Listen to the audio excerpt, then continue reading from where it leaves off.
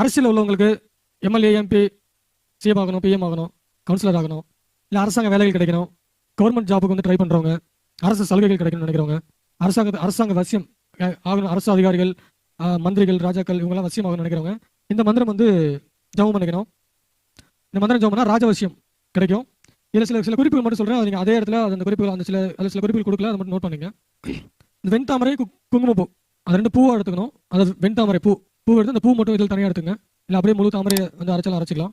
அந்த தாமரை ஒரு தாமரை எடுத்தாலும் சரி, இல்லை நீங்கள் வந்து உங்களுக்கு வசதி தான் நிறைய தாமரை கூட யூஸ் பண்ணிக்கலாம். தாமரையோட கொஞ்சம் குங்குமப்பூ கலந்து மையா அரைச்சிக்கணும். அது கருக்கியும் அரைச்சிக்கலாம், கருக்காமையும் அரைச்சிக்கலாம், உங்களோட விருப்பம். அது மையா அரைச்சிட்டு நெத்தியில் மையா வச்சுட்டு மந்திரம் ஜபம் பண்ணிக்கலாம். இதை மையாவும் யூஸ் பண்ணிக்கலாம், சாம்பிராணியும் யூஸ் பண்ணிக்கலாம். அது காய வச்சு இந்த வெண்தாமரை இதழையும் குங்குமப்பூ சாம்பிராணி மாதிரியும் புகை போட்டுக்கலாம். மையாவும் யூஸ் பண்ணிக்கலாம். மந்திரம் ஜபம் பண்ணி அர்ச்சனையாகவும் பண்ணிக்கலாம். இந்த மந்திரம் ஜபம் பண்ணி இந்த அரசு சம்மந்தப்பட்ட விஷயங்களுக்கு இதை பயன்படுத்தினாலும், அரசாங்க காரியங்கள், அரசு சம்மந்தப்பட்ட விஷயங்கள், எம்எல்ஏ எம்பி போகிற இந்த எலெக்ஷன் நினைக்கிறவங்க ஜெயிக்கிறதுக்கு இதெல்லாம் இந்த மந்திரங்களை பயன்படுத்திக்கலாம்.